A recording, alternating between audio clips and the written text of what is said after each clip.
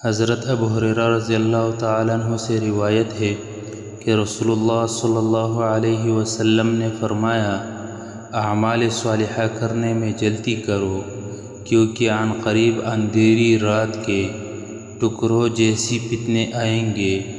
آدمی صبح مومن ہوگا اور شام کو کافر، یا شام کو مومن اور صبح کو کافر۔ وہ دنیا کے معمولی فائدے کے بدلے اپنا دین بیچ دے گا۔ حوالہ صحیح مسلم، حدیث نمبر 118۔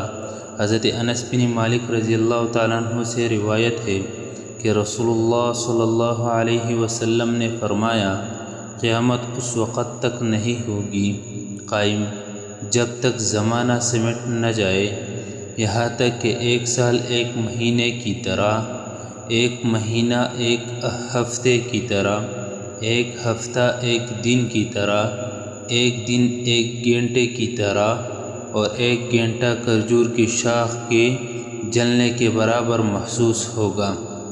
حوالہ جامع ترمذی، حدیث 2332، حسن۔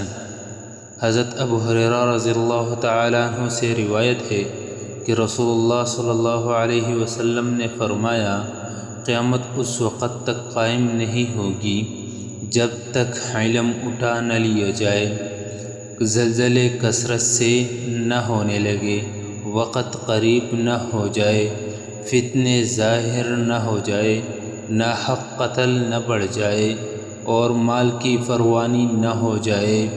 حوالہ صحیح بخاری، حدیث نمبر 1036۔